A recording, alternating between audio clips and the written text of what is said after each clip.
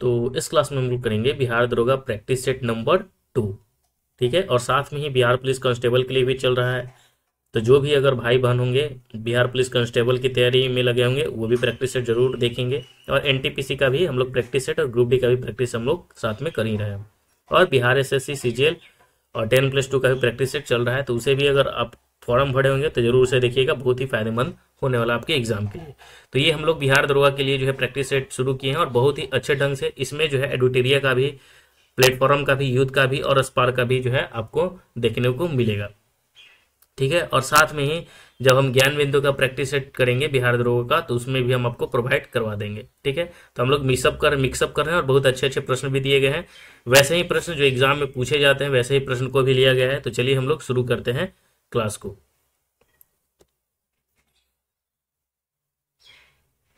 तो चलिए हमारा यहाँ है पहला क्वेश्चन से। पहला क्वेश्चन कह रहा है कि शाहजहां जो है द्वारा निर्मित तख्ते ताउस पर बैठने वाला अंतिम मुगल जो है बादशाह कौन था।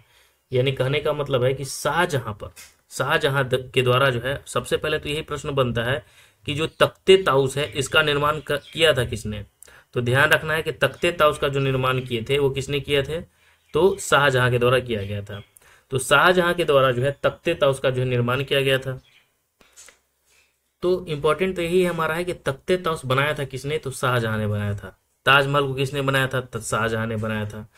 तो शाहजहां के द्वारा जो निर्मित तख्ते ताउस है जिसे मयूर सिंहासन कहा जाता है, इस तख्ते ताउस को क्या कहा जाता है, तो मयूर सिंहासन कहा जाता है। बहुत इंपॉर्टेंट है, याद रखना है। इस तख्ते ताउस को जो है मयूर सिंहासन कहा जाता है। तो इस पर बैठने वाला, मयूर सिंहासन पर बैठने वाला अंतिम जो था मुगल बादशाह कौन था। तो ऑप्शन हमारा है अहमद शाह, शाह आलम द्वितीय, मोहम्मद शाह या शाहजहां द्वितीय। तो इसका आंसर क्या हो जाएगा, मोहम्मद शाह। जो तख्ते ताउस पर बैठने वाला जो अंतिम जो मुगल बादशाह था वो था मोहम्मद शाह। ठीक है, तो ये ध्यान रखना।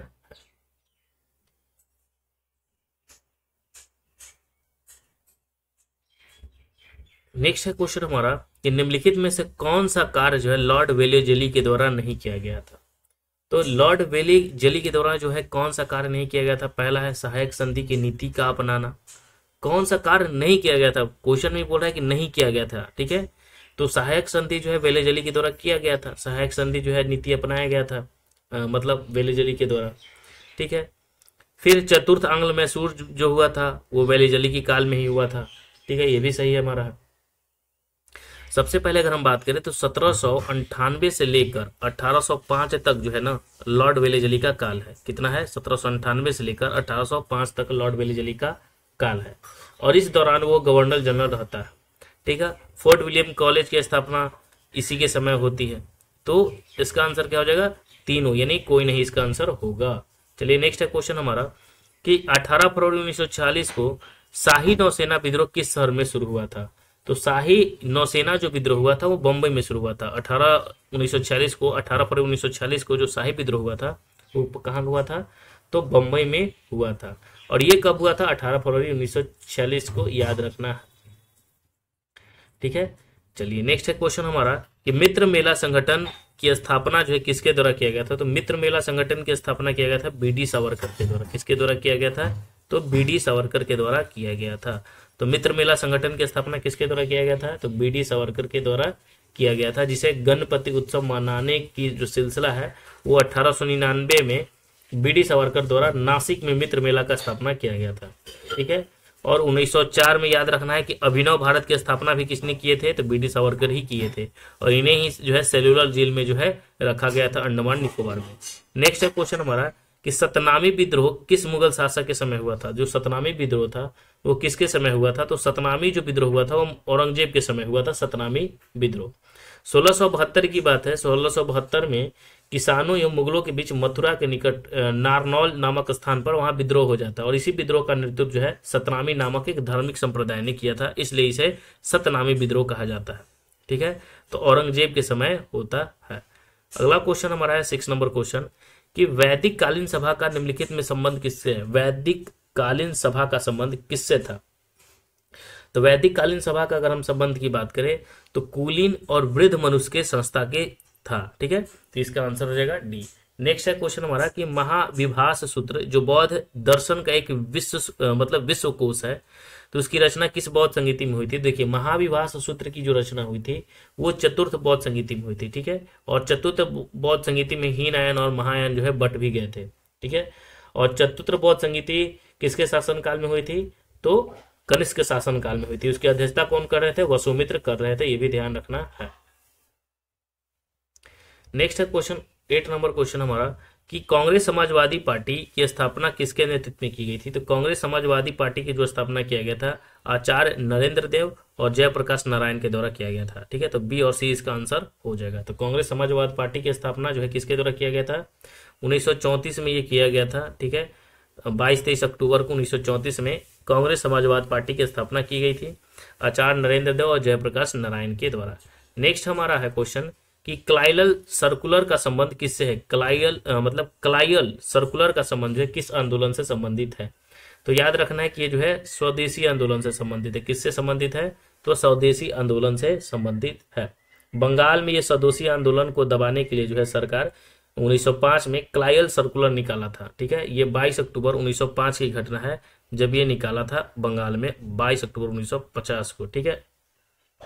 बंगाल सरकार की तरफ से सभी सरकारी जो है सहायता प्राप्त स्कूल कॉलेज और जो प्राचार्य को हिदायत दी गई थी कि उनके विद्यार्थी यदि स्वदेशी आंदोलन में शामिल होंगे तो उनकी संस्था जो है बंद करा दी जाएगी, ठीक है। तो ये अंग्रेजों की तरफ से जो है धमकी दी गई थी। यही है क्लाइयल सर्कुलर, 22 अक्टूबर 1905 की घटना बंगाल में। नेक्स्ट हमारा है क्वेश्चन कि मुगल काल में बंदरगाहों के प्रशासन की देखभाल निम्न में से कौन करता था?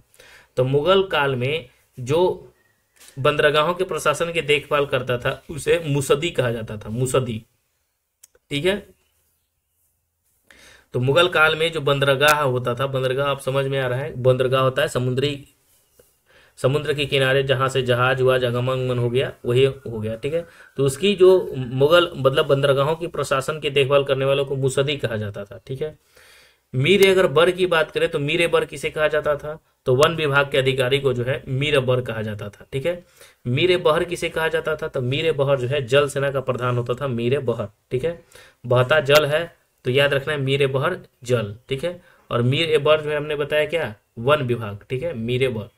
नेक्स्ट है, अच्छा एक और बचा हुआ है कि वाकिया नबीस। वाकिया नबीस जो है ना समाचार लेखक हुआ करता था, वाकिया नबीस। 11 नंबर क्वेश्चन हमारा है कि जो बारदोली सत्याग्रह हुआ था, बारदोली सत्याग्रह किस वर्ष हुआ था? बारदोली सत्याग्रह 1927 में बिल्कुल नहीं, 1932 में नहीं, 1936 में नहीं। बारदोली सत्याग्रह जो हुआ था 1928 में हुआ था। कब हुआ था? 1928 में, ठीक है। तो ध्यान रखना है 1928 में हुआ था बारदोली सत्याग्रह। कहाँ पे हुआ था? तो बारदोली है कहाँ पे? तो सूरत में है बारदोली, गुजरात के सूरत में, जो 1928 में किसानों ने सरदार वल्लभ भाई पटेल के नेतृत्व में जो है बारदोली सत्याग्रह चला था, ठीक है। और इसी आंदोलन में महिला जो है ना वल्लभ भाई पटेल को सरदार की उपाधि देते हैं। तो सरदार जो है किन्हें कहा जाता है? हम सभी जानते हैं, सरदार जो है वल्लभ भाई पटेल। सरदार की उपाधि जो है वल्लभ भाई पटेल के इसी आंदोलन में मिलता है, बारदोली सत्याग्रह में ही। नेक्स्ट है कि तुगलक काल में बिहार की राजधानी कहाँ थी? अब बताइए, जो तुगलक काल था उसमें बिहार की राजधानी कहाँ थी? तो तुगलक काल में जो बिहार की राजधानी थी पाटलिपुत्र, रोहतास और दरभंगा नहीं, बिहार शरीफ था, ठीक है। और बिहार से रिलेटेड क्वेश्चन भी पूछेगा ही। तो तुगलक काल में बिहार की राजधानी थी बिहार शरीफ। नेक्स्ट है क्वेश्चन कि बिहार के कितने व्यक्तियों को वर्ष 2025 में पद्म पुरस्कार देने की घोषणा की गई थी? तो बिहार के कितने व्यक्तियों को वर्ष 2025 में जो है पद्म पुरस्कार देने की घोषणा की गई थी? तो 7 व्यक्तियों को जो है पद्म पुरस्कार देने की घोषणा की गई थी, याद रखना, ठीक है। जिसमें कौन कौन थे? तो एक शारदा सिंह, आपने सुना होगा, छठ की गीत गाती हैं, ठीक है, इन्हें पद्म विभूषण मिला कला के क्षेत्र में। फिर सुशील मोदी बिहार के ही हैं, मरणोपरांत मिला पद्म भूषण सार्वजनिक मामले में। फिर आचार्य किशोर प्रणाल, ये भी बिहार के ही हैं, पद्म श्री मिला है समाज सेवा, ठीक है। जो हनुमान मंदिर है पटना का वो इन्होंने ही बनवाया था, आचार्य किशोर कुणाल ने, ठीक है। IPS थे कुणाल, SP थे। फिर डॉक्टर हेमंत कुमार पद्मश्री, इन्हें चिकित्सा के क्षेत्र में मिला है। विजय नित्यानंद सूरीश्वर जो है जी महाराज, इन्हें पद्मश्री अध्यात्म के क्षेत्र में मिला है। और भीम सिंह भावेश जो है पद्मश्री समाज सेवा के क्षेत्र में मिला है। तो कितने व्यक्तियों को पद्म पुरस्कार मिला है? तो याद रखना है कि 7 व्यक्तियों को मिला था। और ये बिहार सभी जो है बिहार से संबंधित है। शारदा सिन्हा, सुशील मोदी, आचार्य किशोर कुणाल, इन 3 नाम तो फेमस है, ठीक है। डॉक्टर हेमंत कुमार डॉक्टर हैं, और विजय नित्यानंद सूरीश्वर और भीम सिंह जो है भावेश। नेक्स्ट है क्वेश्चन कि अंतर्राष्ट्रीय न्यायालय की कोरम की संख्या कितनी होती है। तो अंतर्राष्ट्रीय न्यायालय में अगर हम कोरम की संख्या की बात करें तो कोरम की संख्या होती है 9। कितनी होती है?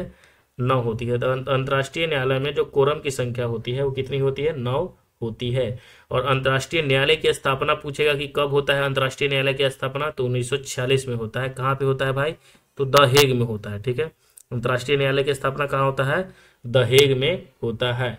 और इसमें न्यायाधीशों की संख्या कितनी होती है? तो 15 न्यायाधीश होते हैं। इसमें कितने न्यायाधीश होते हैं? 15 न्यायाधीश होती हैं। और इनकी नियुक्ति जो होती है ना वो 9 वर्ष की होती है। ठीक है, कितनी होती है? तो 9 वर्ष की नियुक्ति होती है। और इसका अगर भाषा पूछे तो क्या है? इंग्लिश भाषा है और जो है फ्रेंच भाषा है, फ्रेंच। ठीक है, तो अंतर्राष्ट्रीय न्यायालय की जो कार्यकारी भाषा इंग्लिश और फ्रेंच है। ठीक है, ये ध्यान रखना है। कोरम की संख्या कितनी है? 9। तो अंतर्राष्ट्रीय न्यायालय की स्थापना होती है 1946 में। कहाँ पे? द हेग में होता है। ठीक है, फिर इसमें सदस्यों की संख्या कितनी होती है? तो न्यायाधीशों की संख्या इसमें 5 होती है। 15 न्यायाधीश होते हैं। 9 वर्ष न्यायाधीशों का कार्यकाल होता है, 9 वर्ष का। और इंग्लिश और फ्रेंच जो है यहाँ की क्या है? भाषा है, कार्यकारी भाषा है। नेक्स्ट हमारा क्वेश्चन कि विश्व पशु कल्याण दिवस कब मनाया जाता है। तो विश्व पशु कल्याण दिवस जो है 4 अक्टूबर को मनाया जाता है। कब मनाया जाता है विश्व पशु कल्याण दिवस? तो 4 अक्टूबर को मनाया जाता है। ठीक है, 4 अक्टूबर है। 5 अक्टूबर आपसे पूछे कि 5 अक्टूबर को क्या मनाया जाता है, तो याद रखना है कि विश्व परिवेश दिवस मनाया जाता है। 6 अक्टूबर को पूछे कि क्या मनाया जाता है, तो 6 अक्टूबर को जो है मनाया जाता है 5 नहीं 9, 6 नहीं, माफ कीजिएगा, 5 अक्टूबर हो गया। 5 के बाद हम बात करते हैं 4 अक्टूबर को जो है विश्व पशु कल्याण दिवस, 5 अक्टूबर को जो है विश्व परिवेश दिवस, और 9 अक्टूबर को जो है ना डाक दिवस, याद रखना है। 10 अक्टूबर को जो है विश्व दृष्टि दिवस, और मानक दिवस जो है 14 अक्टूबर को मनाया जाता है। ठीक है, तो ध्यान रखना है 5 अक्टूबर को क्या मनाया जाता है? पशु कल्याण। 9 अक्टूबर को जो है परिवेश दिवस। डाक दिवस जो है अगर डाक दिवस की बात करें तो 9 अक्टूबर को मनाया जाता है। दृष्टि दिवस 10 अक्टूबर और 14 अक्टूबर को मनाया जाता है विश्व मानक दिवस।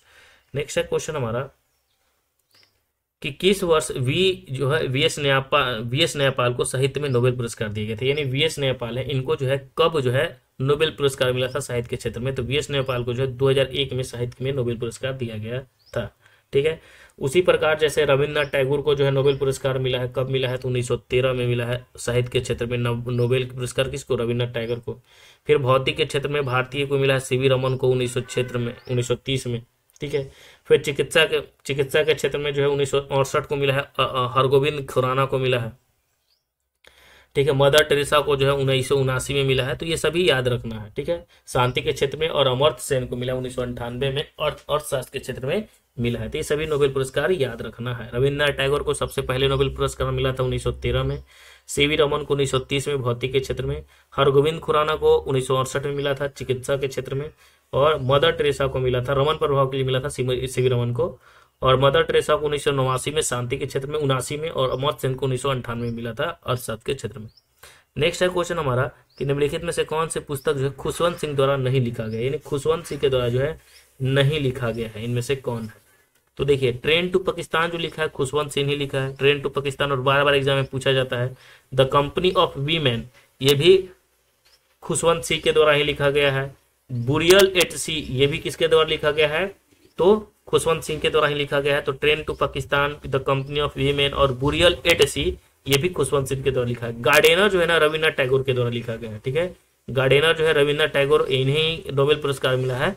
कब मिला है? 1913 में। ठीक है, तो रविन्द्रनाथ जो है टैगोर को याद रखना है, गार्डेनर लिखे थे। चलिए आगे क्वेश्चन हम लोग देख लेते हैं। सर्वाधिक तरल मुद्रा का रूप कौन सा है? सर्वाधिक जो ये जो M1 M2 M3 जो है ना A+B, ये जो है किसे अर्थशास्त्र क्वेश्चन है। ठीक है, सर्वाधिक जो है तरल मुद्रा का अगर हम रूप की बात करें, सबसे जो है तरल मुद्रा कौन सा है? तो M1 जो होता है सबसे अधिक तरल होता है। सबसे अधिक तरल मुद्रा कौन सा होता है? M1 होता है। यानी कहने का मतलब है कि 4 रूप होते हैं मुद्रा के, आरबीआई के द्वारा जो है 4 रूप होते हैं। एक तो MG होता है, M1 होता है, M2 होता है और M3 होता है। M1 जो होता है संकुचित मुद्रा को कहा जाता है। M2 जो होता है M1 जो है संकुचित मुद्रा होता है। M3 जो होता है व्यापक मुद्रा होता है M3। ठीक है, और M1 और M3 में M3 भी तरल होता है, लेकिन M1 की तरलता जो M3 से अधिक होती है। नेक्स्ट क्वेश्चन कि फ्रैंकफर्ट शेयर मूल्य सूचकांक किस देश के स्टॉक एक्सचेंज से संबंधित है? तो देखिए, फ्रैंकफर्ट शेयर मूल्य सूचकांक जो है किस देश के स्टॉक एक्सचेंज से संबंधित है? तो ये जो है फ्रैंकफर्ट शेयर मूल्य सूचकांक जो है जर्मनी से संबंधित है, जर्मनी का स्टॉक एक्सचेंज है, ये ध्यान रखना है। ठीक है, जैसे अगर आपसे पूछे कि जापान का जो स्टॉक एक्सचेंज कौन सा है, तो निक्की है, ठीक है, याद रखना है। न्यूयॉर्क का जो है स्टेज मतलब कहने का मतलब है ना कि स्टॉक एक्सचेंज का नाम है डी जोन्स। निक्की टोकिया जब टोक्यो का है, और मिड डेक्स जो है जर्मनी का है, और आईपीसी मैक्सिको का है, और सेट जो है थाईलैंड का है। अगला क्वेश्चन हमारा है कि दूध के उत्पादन में भारत का विश्व में कौन सा स्थान है। तो दूध के उत्पादन में भारत का स्थान जो है प्रथम है, ठीक है। दूध सबसे ज्यादा उत्पादन करता है, ये ध्यान रखना है, ठीक है। यानी भारत जो है पूरे विश्व में अकेले जो है 24% दूध का उत्पादन करता है। और भारत में श्वेत क्रांति के जनक कौन है? डॉक्टर वर्गीज कुरियन, याद रखना है, डॉक्टर वर्गीज कुरियन को कहा जाता है।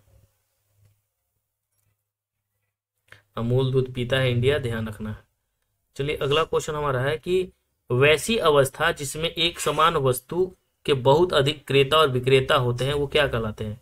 तो वैसी अवस्था बताना है जिसमें एक समान वस्तु के बहुत अधिक क्रेता खरीदने वाले और विक्रेता है बेचने वाले होते हैं, उसे क्या कहते हैं? तो उसे पूर्ण प्रतियोगिता कहते हैं। उसे क्या कहते हैं?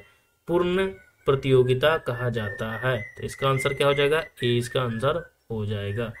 नेक्स्ट है क्वेश्चन हमारा, प्रतियोगिता बढ़ गया तो पूर्ण प्रतियोगिता। नेक्स्ट हमारा है क्वेश्चन कि एल्युमिनियम उद्योग के विस्तार में इंडाल्को कंपनी की स्थापना किस देश के सहयोग से की गई थी? इंडाल्को जो एल्युमिनियम से संबंधित है, तो इसकी स्थापना जो होती है ये कनाडा के सहयोग से की जाती है। किसके सहयोग से? तो कनाडा के सहयोग से की जाती है। और ये एल्युमिनियम का पहला कारखाना जो स्थापित किया जाता है कब किया जाता है? तो 1937 में किया जाता है।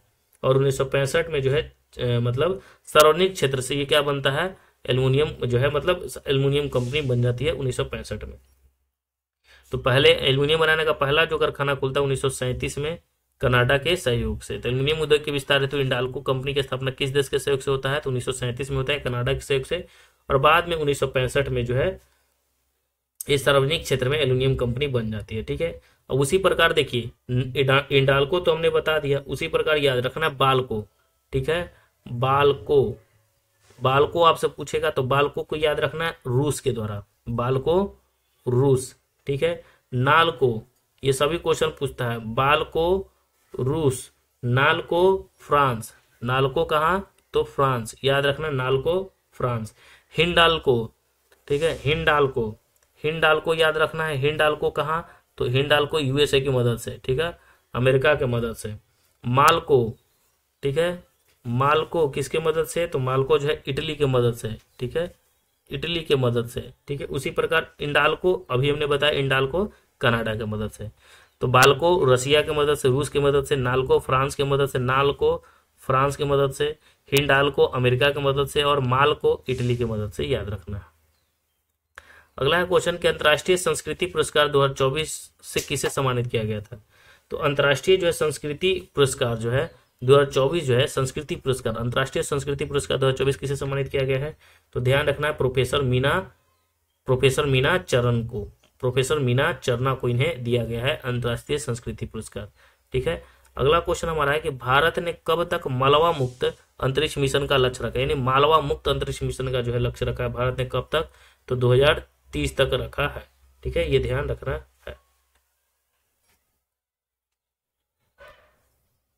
नेक्स्ट हमारा है कि भारत जो है द्वारा हाल ही में सितवे बंदरगाह समझौता हुआ। सितवे बंदरगाह समझौता जो हुआ किसके किसके बीच हुआ है? तो भारत और म्यांमार के बीच हुआ है, भारत और म्यांमार के बीच हुआ है। नेक्स्ट है क्वेश्चन कि किस देश में दुनिया का पहला तैरता शहर बनेगा? तो बता देना कि किस देश में जो है दुनिया का सबसे बड़ा तैरता शहर बनेगा? तो दक्षिण कोरिया में, ठीक है। दुनिया का सबसे बड़ा तैरता शहर जो बन रहा है वो कहाँ बनेगा? दक्षिण कोरिया में बनेगा, ठीक है। दक्षिण कोरिया के बुसान नगर के तट पर दुनिया का पहला तैरता हुआ शहर स्थापित होगा, ये ध्यान रखना है। अगला क्वेश्चन है कि राष्ट्रीय पंचायत राज दिवस किस तिथि को मनाया जाता है? तो राष्ट्रीय पंचायत राज दिवस जो है 24 अप्रैल को मनाया जाता है, ठीक है। कब मनाया जाता है? 24 अप्रैल को मनाया जाता है, 24 अप्रैल को मनाया जाता है, ये ध्यान रखना है, ठीक है। पंचायती राज जो है अगर अधिनियम की बात करें तो 73वां भी अधिनियम है। 73वां अधिनियम कब का है? 1992 का है, ये भी ध्यान रखना है। पंचायती राज अधिनियम 1992 का है जिसे संवैधानिक दर्जा, ठीक है। और इसे लागू जो किया गया था 24 अप्रैल को, यानी 24/04 ठीक है, 1993 को क्या किया गया था, लागू किया गया था। ठीक है, ये ध्यान रखना है। तो इसीलिए जो है पंचायती राज दिवस जो मनाया जाता है 24 अप्रैल को मनाया जाता है। ठीक है, तो चलिए इसको लिख ही देते हैं, 24 अप्रैल, 24 अप्रैल 1993। नेक्स्ट है क्वेश्चन कि हाल ही में किस राज्य में 11वीं सदी के ग्रांथम शिलालेख खोजे गए हैं। ग्रांथम शिलालेख जो खोजे गए हैं वो कहाँ खोजा गया है, तो तमिलनाडु में खोजा है। ग्रांथम शिलालेख कहाँ खोजा गया है, तो तमिलनाडु में खोजा गया है। नेक्स्ट है लोंगटे महोत्सव किस राज्य में मनाया जाता है, तो लोंगटे महोत्सव जो है अरुणाचल प्रदेश में मनाया जाता है। लोंगटे महोत्सव कहाँ मनाया जाता है, अरुणाचल प्रदेश में मनाया जाता है। ठीक है, ध्यान रखना है। आगे क्वेश्चन हम लोग देख लेते हैं। और ये जो है ना लोंगटे महोत्सव, ये पशु बलि निषेध के लिए मनाया जाता है, ये भी ध्यान रखना है, अरुणाचल प्रदेश वाला। नेक्स्ट है कि हाल ही में राष्ट्रीय न्यायिक अकादमी का प्रमुख किसे नियुक्त किया गया है, तो हाल ही में राष्ट्रीय न्यायिक अकादमी का जो प्रमुख नियुक्त किया गया है अनिरुद्ध बोस को नियुक्त किया गया। किसे नियुक्त किया गया, अनिरुद्ध बोस को नियुक्त किया गया है। ठीक है, और अंतर्राष्ट्रीय जो है न्यायिक न्यायिक अकादमी की स्थापना अगर पूछे तो 1938 में होती है इसकी स्थापना, 1993 में इसकी स्थापना होती है। कब होती है, 1993 में इसकी स्थापना होती है। इसका उद्देश्य है कि देश भर में जो ट्रायल कोर्ट है और संवैधानिक अदालतों में जो है न्यायाधीशों की प्रशिक्षण और शिक्षा प्रदान करना इसका है उद्देश्य।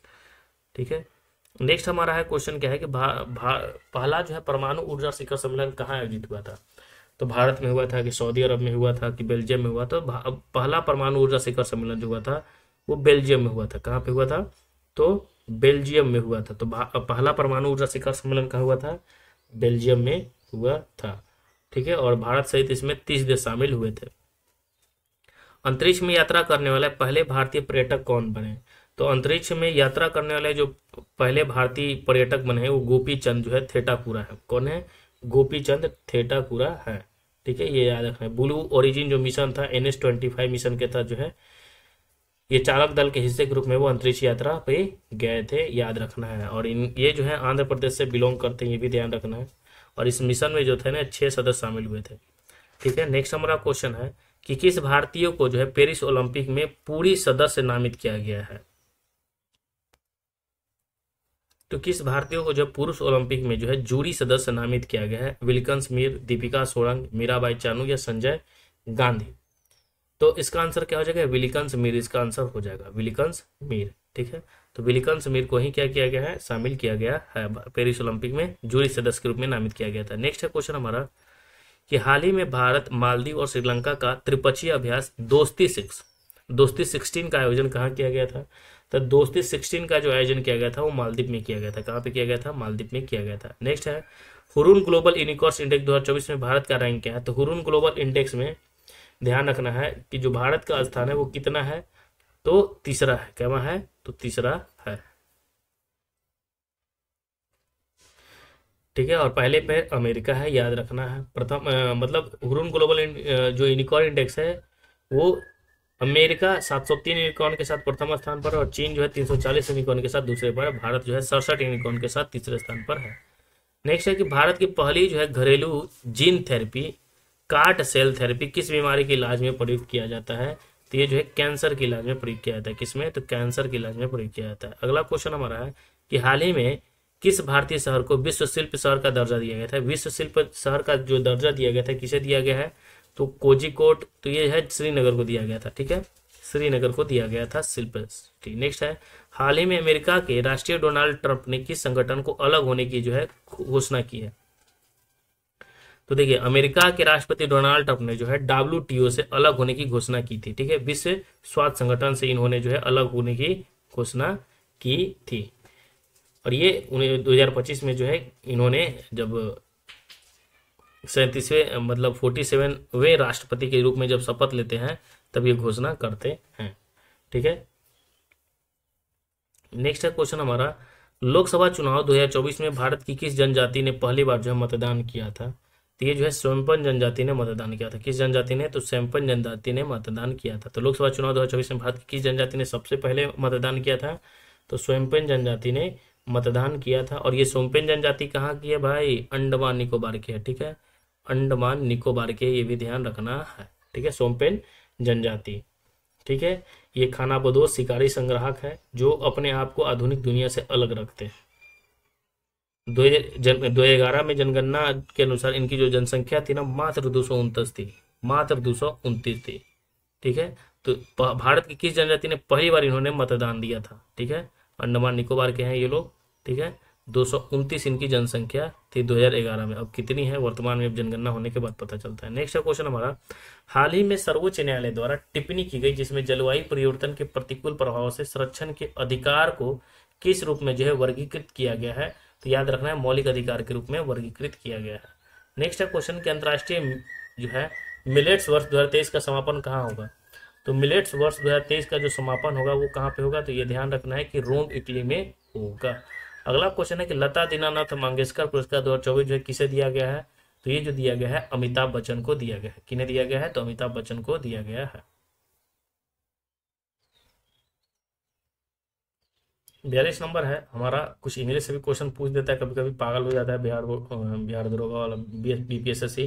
तो देखिए, choose the word same in the meaning. ठीक है, तो जियो पार्टी का मतलब क्या होता है? जियो पार्टी। ठीक है, ये ध्यान रखना है, जियो पार्टी का मतलब क्या होता है। अब देखिए यहाँ पे जियो पार्टी की अगर हम बात करें कि जियो पार्टी जो होता है वो क्या होता है? जियो पार्टी,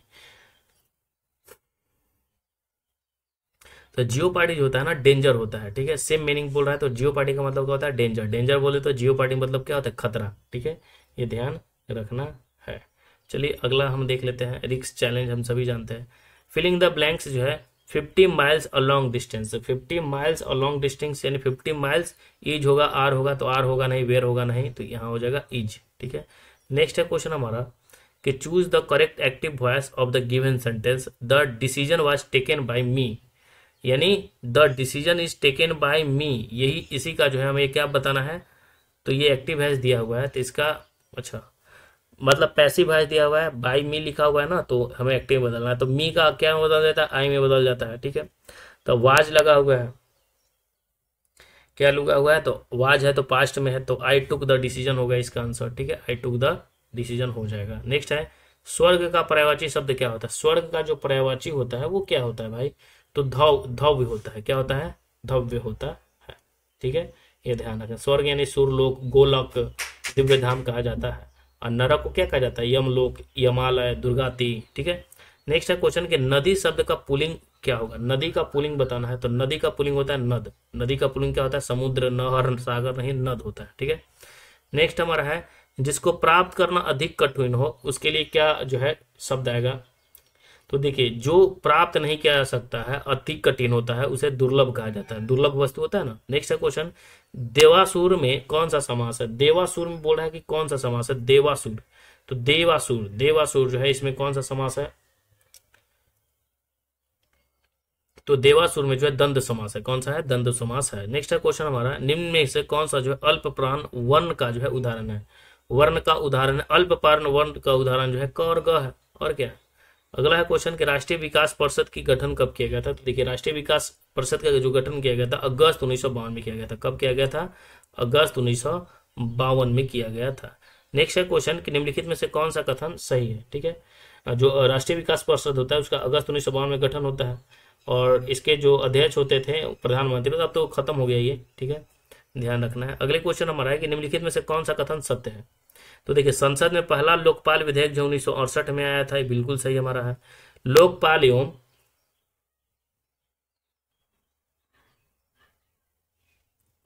एवं लोकायुक्त की स्थापना का सुझाव प्रशासनिक सुधार आयोग ने दिया, बिल्कुल सही है। देश के प्रथम लोकपाल जो है पिनाकी चंद्र घोष थे, ये भी सही है हमारा। तो इनमें से सभी इसका आंसर हो जाएगा। ठीक है, नेक्स्ट है क्वेश्चन हमारा कि भारतीय संविधान को निर्माण करने वाली संविधान सभा का गठन कब किया गया था? तो संविधान सभा का जो गठन किया गया था दिसंबर 1946 में किया गया था। जनवरी 1946, जुलाई 1946, सितंबर 1946 नहीं, दिसंबर 1946 में संविधान सभा का जो है गठन किया गया था। ठीक है, ये ध्यान रखना है। कैबिनेट मिशन की संतुति पर, तो कैबिनेट मिशन के सदस्य के रूप में कौन कौन आया था? स्टेफर्ड क्रेप्स, लॉर्ड पैथिंग लॉरेंस और एबी अलेक्जेंडर, ये भी पूछता है।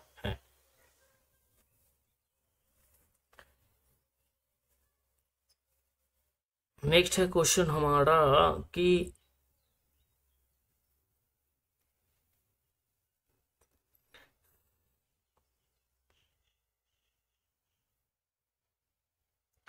फिफ्टी टू नंबर है कि राष्ट्रपति द्वारा जो है राज्यसभा में साहित्य, कला, विज्ञान और समाज सेवा इत्यादि के क्षेत्र में ख्याति प्राप्त व्यक्तियों का मनोनयन जो है निम्नलिखित में से किस देश के संविधान से प्रेरित है? तो ये जो है आयरलैंड के संविधान से प्रेरित है। किससे प्रेरित है? तो आयरलैंड के संविधान से प्रेरित है, ये ध्यान रखना है। ठीक है, तो आयरलैंड इसका उत्तर हो जाएगा। जैसे नीति निर्देशक सिद्धांत आयरलैंड से लिया गया है। राष्ट्रपति के निर्वाचन मंडल की व्यवस्था, ठीक है, राष्ट्रपति द्वारा राज्यसभा में साहित्य, कला, विज्ञान और समाज सेवा के क्षेत्र में जो है कुछ व्यक्तियों को मनोनयन करते हैं, तो आयरलैंड से लिया गया है। रूस से क्या लिया गया है भाई? तो रूस से लिया गया मौलिक कर्तव्य। जर्मनी से क्या लिया गया है भाई? तो आपातकाल उपबंध लिया गया। ब्रिटिश से तो संसद है ही हमारा। नेक्स्ट है कि निम्नलिखित में से किस अनुच्छेद के तहत भारत सरकार द्वारा भारत रत्न, पद्म विभूषण, पद्म भूषण, पद्मश्री और सेना द्वारा परमवीर चक्र, महावीर चक्र और वीर चक्र आदि पुरस्कार दिए जाते हैं? तो ये अनुच्छेद 18 के तहत दिया जाता है। किसके तहत दिया जाता है? अनुच्छेद 18 के तहत दिया जाता है। नेक्स्ट है क्वेश्चन, निम्नलिखित में से कौन से राष्ट्रपति जो है कार्यवाहक राष्ट्रपति के पद पर जो है कार्य नहीं किए हैं? तो ये याद रखना है कि राष्ट्रपति कार्यवाहक के पद पर नहीं कार्य किए हैं, वो है नीलम संजीव रेड्डी। कौन है? नीलम संजीव रेड्डी। ठीक है, ये ध्यान रखना है। देखिए यहाँ पे कुछ है ना कि कौन सा अनुच्छेद के तहत भारत सरकार द्वारा भारत रत्न, पद्म विभूषण, पद्म भूषण, पद्मश्री और सेना द्वारा परमवीर चक्र, महावीर चक्र और वीर चक्र पुरस्कार दिए जाते हैं? अनुच्छेद 18 के तहत दिया जाता है, ये ध्यान रखना है। अनुच्छेद 18 ही उपाधियों का अंत की बात की गई है, जिसमें सेना, विद्या संबंधित सम्मान के सिवाय अन्य कोई भी उपाधि राज्य द्वारा प्रदान नहीं की जाएगी। ठीक है, भारत का कोई भी नागरिक किसी अन्य देश से बिना राष्ट्रपति की आज्ञा की कोई उपाधि स्वीकार नहीं कर सकता। ये सभी जो है दिया हुआ है किसमें? 18 में, उपाधियों का अंत। तो देखिए अनुच्छेद 16 भी है यहाँ पे, तो हम इसके बारे में बता देते हैं कि अनुच्छेद 16 जो है लोक नियोजन से संबंधित है। ठीक है, याद रखना है। अनुच्छेद 38 आपको दिख रहा होगा, ये राज लोक कल्याण से संबंधित है। अनुच्छेद 55 जो है ये क्या है? तो राष्ट्रपति के निर्वाचन समानुपातिक प्रतिनिधि प्रणाली की बात है, यानी एकल संक्रमणीय प्रणाली पर जो चुनाव होता है उनका इस पे जिक्र किया गया 55। नेक्स्ट है क्वेश्चन हमारा कि राज्यसभा में कितने ऐसे सदस्य हैं जो कालांतर में भारत के प्रधानमंत्री बने थे? ठीक है, तो राज्यसभा में ऐसे कितने सदस्य हैं? ठीक है, राज्यसभा में ऐसे कितने सदस्य हैं जो कालांतर में भारत के प्रधानमंत्री बने थे? तो याद रखना है कि ऐसे सदस्यों की संख्या जो है 4 है। कितनी है? तो 4 है। कौन कौन है 4 में? तो इंदिरा गांधी है 1966-67। ठीक है, इंदिरा गांधी भी राज्यसभा के सदस्य थी। आई के गुजराल ये भी राज्यसभा के सदस्य थी। एच डी देवगौड़ा ये भी राज्यसभा के सदस्य थे। और डॉक्टर मनमोहन सिंह। तो इंदिरा गांधी, आई के गुजराल, एच डी देवगौड़ा और मनमोहन सिंह, तो 4 ऐसे प्रधानमंत्री थे जो राज्यसभा से संबंधित थे। नेक्स्ट है क्वेश्चन हमारा कि निम्नलिखित में से सबसे कम समय तक मुख्य न्यायाधीश के पद पर रहने वाले न्यायाधीश कौन थे? जो सबसे कम समय तक रहे थे वो कमल नारायण सिंह थे। कौन रहे थे जो सबसे कम जो है मुख्य न्यायाधीश के पद पर रहे थे? कमल नारायण सिंह, याद रखना है।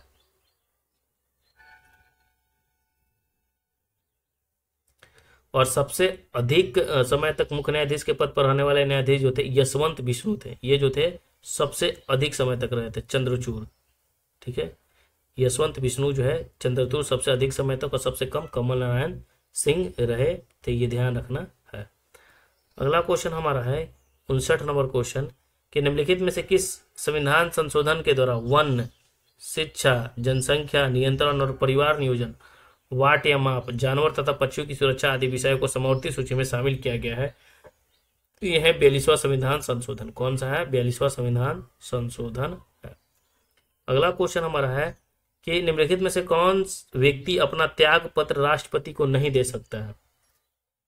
42वां संविधान संशोधन, ये भी ध्यान रखना है, 1976 से संबंधित है। ठीक है, अधिनियम 1976 का है। निम्नलिखित में से कौन सा व्यक्ति अपना त्याग पत्र जो है राष्ट्रपति को नहीं दे सकता है? तो राज्यपाल देते हैं, प्रधानमंत्री देते हैं, मुख्य न्यायाधीश देते हैं। लोकसभा के अध्यक्ष जो होता है राष्ट्रपति को त्याग पत्र नहीं देना है। बहुत अच्छा क्वेश्चन है, ये ध्यान रखना है। अगला क्वेश्चन हमारा है कि 2011 की जनगणना के अनुसार भारत की दूसरी सबसे बड़ी जनजाति कौन सी? तो भारत की दूसरी सबसे बड़ी जनजाति जो थी वो गोंड थी। ठीक है, और सबसे बड़ी जनजाति कौन है? तो सबसे बड़ी जनजाति, पहले सबसे बड़ी जनजाति है यह है भील। ठीक है, तो सबसे बड़ी जनजाति कौन सी है? भील है। और दूसरी सबसे बड़ी कौन है? तो गोंड जनजाति है, ये ध्यान रखना है। और तीसरा सबसे बड़ी जनजाति अगर पूछे तो ये है संथाल, जो है तीसरा सबसे बड़ी जनजाति है। तो भील पहले, दूसरा पे गोंड और तीसरा पे है संथाल, याद रखना है। और सर्वाधिक जनजाति जनसंख्या वाला राज्य कौन सा है? तो मध्य प्रदेश है। और सबसे कम जनजाति जनसंख्या वाला राज्य कौन सा है? तो मेघालय है। ठीक है, जरवा जनजाति विश्व की सबसे पुरानी जनजाति मानी जाती है, ये भी ध्यान रखना है। अगला क्वेश्चन है कि निम्नलिखित में से किस बंदरगाह को जो अरब सागर की रानी कहा जाता है? तो अरब सागर की रानी जो है किसे कहा जाता है? तो कोची बंदरगाह को जो है अरब सागर की रानी कहा जाता है। ठीक है, कोची बंदरगाह को अरब सागर की रानी कहा जाता है। ठीक है, अगर पूछे कि देश का सबसे बड़ा बंदरगाह कौन सा है, तो मुंबई बंदरगाह जो है देश का सबसे बड़ा बंदरगाह है। देश का सर्वश्रेष्ठ प्राकृतिक बंदरगाह अगर आपसे पूछे जो सबसे गहरा बंदरगाह है वो है विशाखापट्टनम। ठीक है, ये ध्यान रखना है। और कृत्रिम बंदरगाह पूछे तो चेन्नई का जो है बंदरगाह वो कृत्रिम है, तो ये भी कंफ्यूजन नहीं होना है। अगला क्वेश्चन हमारा है कि उष्णकटिबंधीय आर्द्र पर्णपाती वन कितने सेंटीमीटर वर्षा वाले क्षेत्र में मिलते हैं, तो 100 से 200 सेंटीमीटर वर्षा वाले क्षेत्र में मिलते हैं आर्द्र पर्णपाती वन। अगला क्वेश्चन हमारा है कि बांग्लादेश से सीमा जो है संबंधित भारत राज्य की कौन कौन है, तो बांग्लादेश से जो सीमा लगाता है तो पश्चिम बंगाल, मेघालय, त्रिपुरा, पश्चिम बंगाल मेघालय हो गया, त्रिपुरा हो गया और असम हो गया और एक मिजोरम हो गया। ठीक है, तो मिजोरम किस में है, तो मिजोरम इसमें है।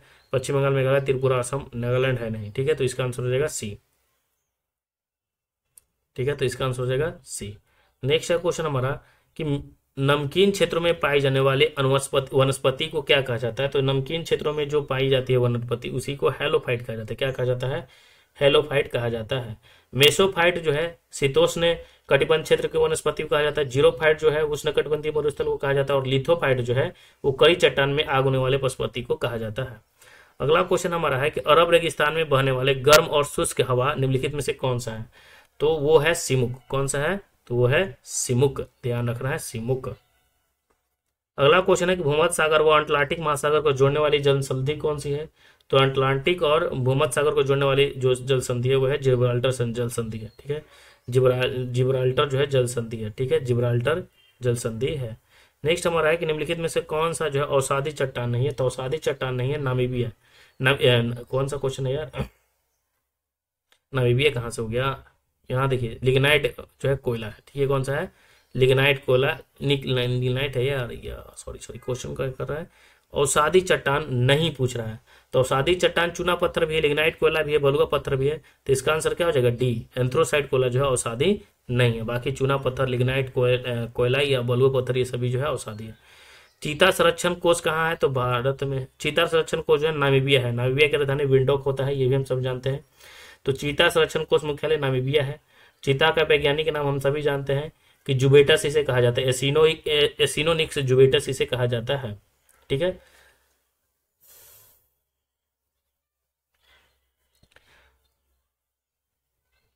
अगला क्वेश्चन है कि राष्ट्रीय जो है पक्षी दिवस कब मनाया जाता है, तो राष्ट्रीय पक्षी दिवस याद रखना है कि 12 नवंबर को मनाया जाता है। राष्ट्रीय पक्षी दिवस कब मनाया जाता है, 12 नवंबर को मनाया जाता है। 19 नवंबर को शौचालय दिवस मनाया जाता है। 16 अक्टूबर को जो है ओजोन दिवस मनाया जाता है और 3 मार्च को जो है वन्य जीव दिवस मनाया जाता है। तो ये सभी दिवस भी याद रखना है। अगला है क्वेश्चन हमारा कि सेल्सियस को केल्विन में बदलने का सूत्र क्या होता है, तो सेल्सियस को केल्विन में बदलने का होता है डिग्री सेल्सियस में 273.15 को जोड़ दीजिए। ठीक है, तो क्या हो जाएगा, ये एक सेकेंड जोड़ना है तो घटाया कहाँ से। ठीक है, नेक्स्ट क्वेश्चन हमारा है कि जब पानी को गर्म किया जाता है तो उसके आयतन पर क्या प्रभाव, जब पानी को गर्म करेगा तो आयतन भी बढ़ेगा, पानी जैसे ही गर्म होगा तो आयतन क्या होगा, बढ़ेगा।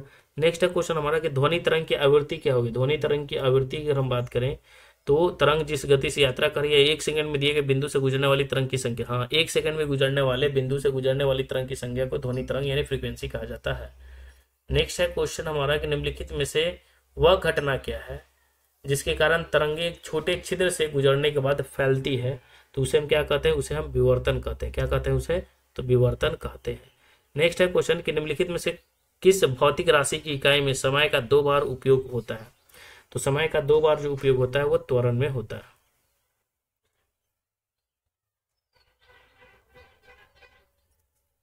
अगला है क्वेश्चन कि पृथ्वी की घूर्णन गति बढ़ने पर जी का मान क्या होता है। जैसे ही पृथ्वी का अगर घूर्णन गति बढ़ेगा तो जी का मान जो होता है वो क्या होता है, कम होता है। घूर्णन बढ़ने पर जी का मान क्या होता है, कम होता है। ठीक है, और विषुवत रेखा पर जी का मान सबसे कम होता है, और गति अगर घटेगा तो जी का मान विषुवत रेखा पर क्या हो जाता है, बढ़ जाता है। ये भी ध्यान रखना है।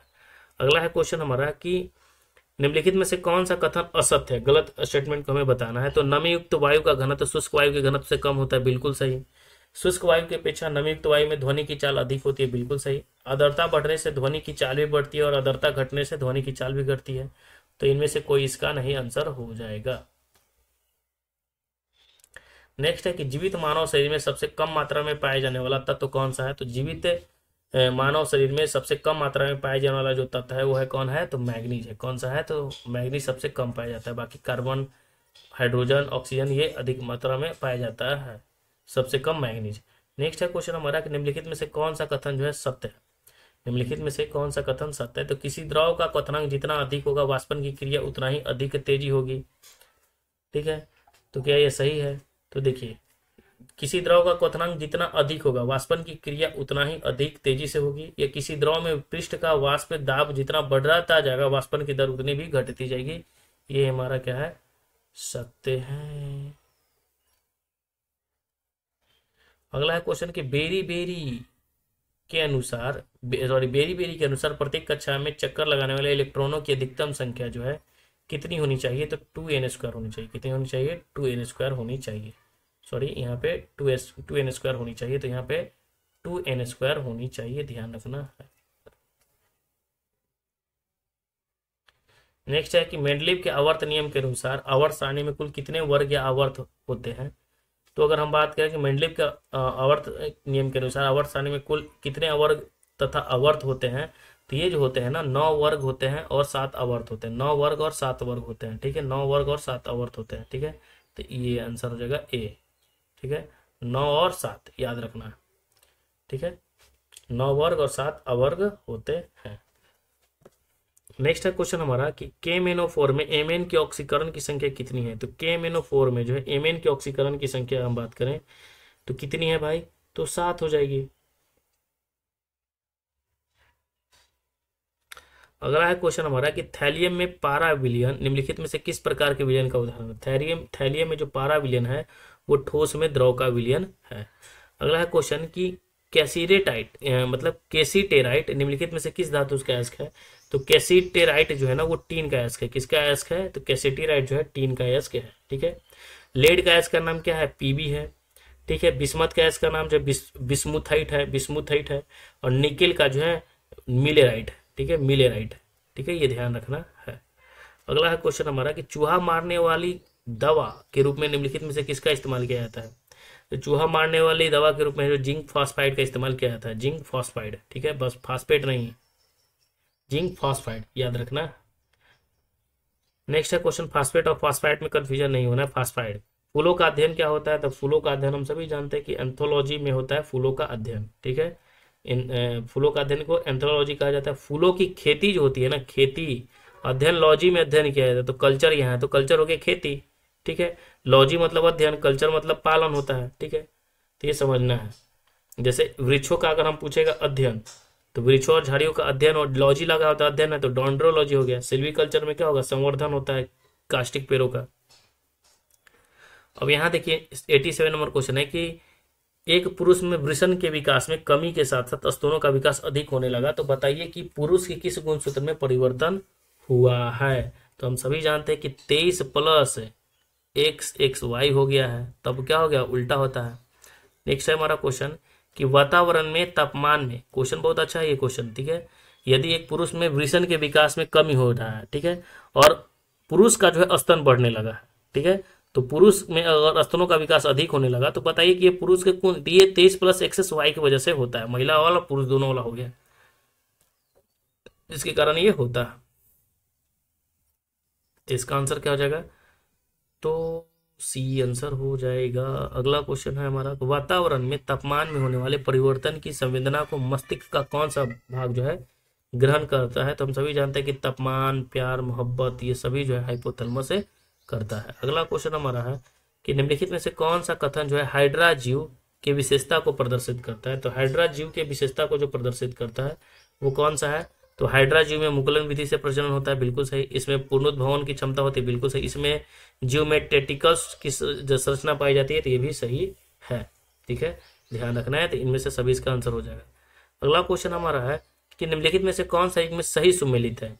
ठीक है, तो खसरा रोग जो है वो किसके कारण होता है, तो पैरामिक्सो वायरस के कारण होता है खसरा रोग। तो ये बिल्कुल सही हमारा है। ठीक है, खसरा रोग जो होता है पैरामिक्सो वायरस के कारण होता है।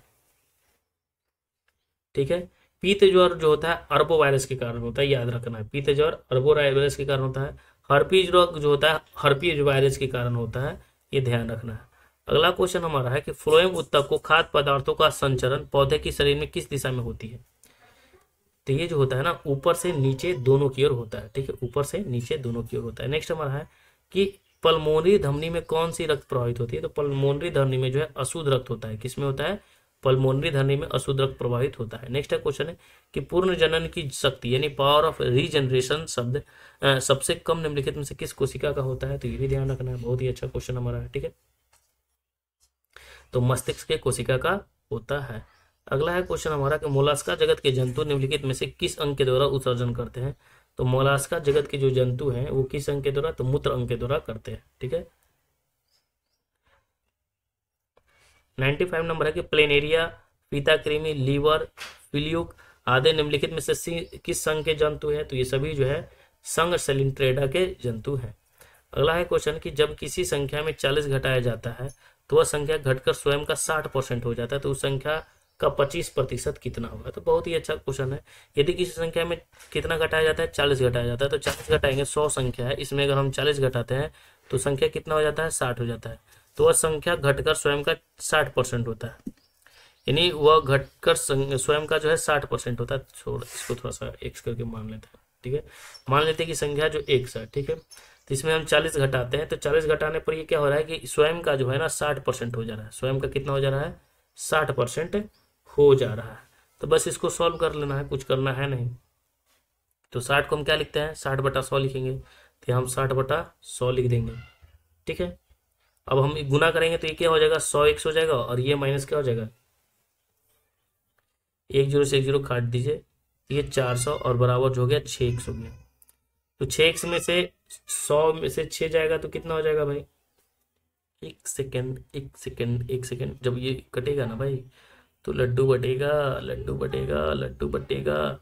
जब हम इसको काटते हैं तो क्या हो जाएगा? 10x माइनस टुरु टुरु टुरु टुरु टुरु टुरु 10x माइनस कितना हो जाएगा? 400 और बराबर ये लिख देंगे 6x। अब 6 में से 4 जाएगा तो कितना? 10 में से 6 जाएगा तो 4x बराबर कितना हो जाएगा? ऊपर जाएगा, उस तरफ जाएगा तो प्लस में, तो 4 एकम 4 यानी x बराबर कितना हो जाएगा? 100। x बराबर कितना हो जाएगा? 100। अब बोल रहा है क्या कि उस संख्या का 25%। अब 100 का 25% निकाल देना, तो 100 का 25% हम सभी जानते हैं कि खुद 25 ही हो जाएगा, ठीक है। इसको निकालने की जरूरत थोड़ी ना है, ये तो 25 ही हो जाएगा। तो 25% इसका हो गया। जैसे क्वेश्चन करेगा वैसे हम लोग करेंगे और आगे बनाएंगे। अगला क्वेश्चन है कि यदि कोई धनराशि चक्रवृद्धि ब्याज 2 वर्षों के बाद इतना है तो 4 वर्षों के बाद इतना हो जाता है, तो वह धनराशि क्या होगा। तो इन दोनों का अंतर पहले देख लीजिए कि इन दोनों का अंतर कितना है, ठीक है।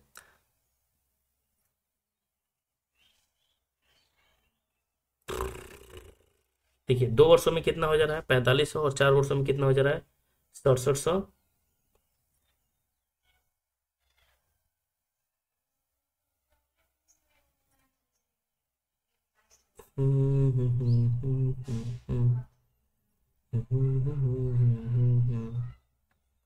तो 2 वर्षों के बाद जो है 45 हो जाता है, और उसके बाद जो है 6750 हो जाता है।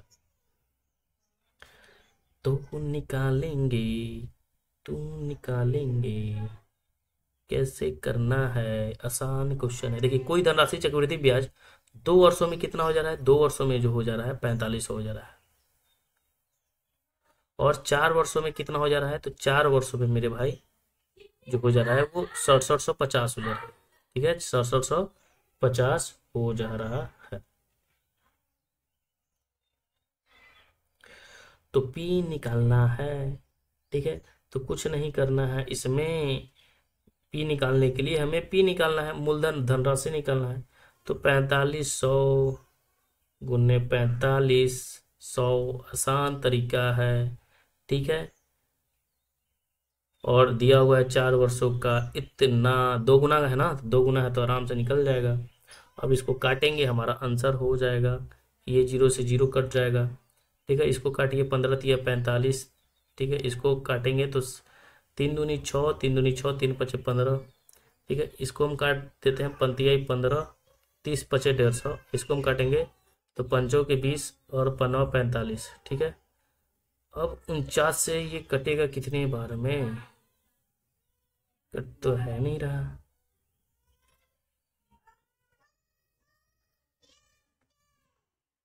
Sorry sorry sorry sorry sorry sorry sorry sorry sorry sorry sorry sorry sorry sorry. चलिए इसको हम काटते हैं, जिसको इसको काटिए।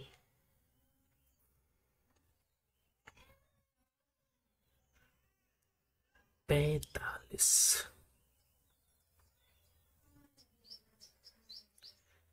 तो 1 0 से 1 0 खत्म हो गया। ठीक है,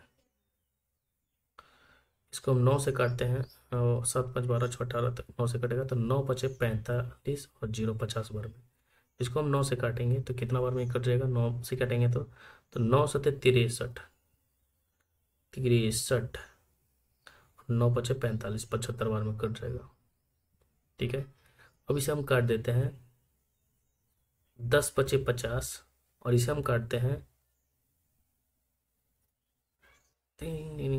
5 बार में, तो 5 कम 1 5 15 बचे 75। ठीक है, 10 बचे 50 और 15 बचे 75। अब यहाँ काटते हैं 15 दिया 45, 300 और गुने 10 यानी 3000। इतना समय लग गया यार कैलकुलेशन करने में। ठीक है, तो इसका हो गया 3000।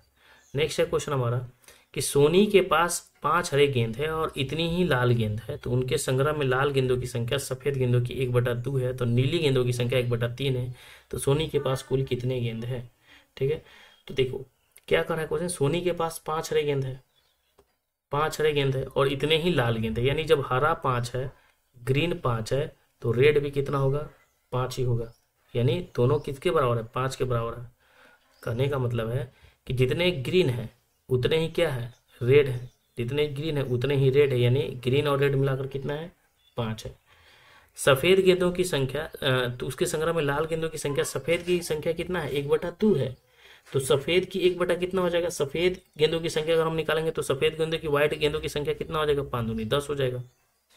ठीक है, नीलो गेंदे की संख्या के 1/3 है, तो नीलो गेंदे की संख्या कितना हो जाएगा? 15 हो जाएगा। ब्लू गेंदों की संख्या कितना हो जाएगा? 15 हो जाएगा। ठीक है, तो बोल रहा है कि सोनी के पास कुल कितने हैं, तो सब जोड़ेंगे तो 15 दूनी 30 और 5 कितना हो गया? 35 गेंद 35 गेंद 35 गेंद 35 गेंद, आंसर हो गया। नेक्स्ट है क्वेश्चन 99 नंबर क्वेश्चन। यदि किसी समानांतर श्रेणी का प्रथम 14 पदों का योग दिया हुआ है तो उनका प्रथम पद 10 है और डीवा 20वां पद निकालना है। तो सबसे पहले 20वां पद निकालने के लिए हमें तो एसएन मालूम होना चाहिए ना। ठीक है, तो एसएन बराबर निकालना है हमें। ठीक है, तो देखिए एसएन बराबर क्या होता है मेरे भाई? n/2 और into 2a plus n-1 into D होता है। क्या होता है? n-1 इंटू डी होता है। ठीक है, अब देखिए इसमें एसएन का मान यानी कुल योग कितना दिया हुआ है? 1050 दिया हुआ है, तो यहाँ हम लिख देंगे 1050 दिया हुआ है बराबर एन का मान कितना दिया हुआ है? तो एन का मान दिया हुआ है कि 14 पदों का योग दिया हुआ है, तो यानी 14/2 और 2a का मान दिया हुआ है 10, तो 10 दूनी कितना हो जाएगा? 20 और 14 में से 1 जाएगा तो कितना हो जाएगा? 13। और डी हमें तो निकालना है, पहले डी तो निकालेंगे। ठीक है, तो देखिए 2 7 कितना हो जाएगा? 14। ठीक है, 7 एकम 7 और 7 5 35 यानी 150। कट्टम कुट्टम कट्टम 150 में से 20 जाएगा तो कितना हो जाएगा? तो 150 में से 20 जाएगा तो हो जाएगा 130 और 130 बराबर 13d, तो d का मान कितना हो जाएगा? 10, यानी d का मान आ गया कितना? 10। अब d का मान आ गया 30। अब बोल रहा है कि 20वां पद, तो 20वां पद को a प्लस 19d यानी a कितना है? तो 10 है। a कितना है? तो 10 है और 19 गुने d का मान कितना है? तो 10 है। तो 19 दहा के 190, 190 और 10 कितना हो जाएगा? 200 आंसर, 200 आंसर। ठीक है, तो हो गया 200 आंसर, आसानी से बन गया। चलिए तो इसको हम थोड़ा सा छोटा करते हैं कि इतना हल्ला करलन से।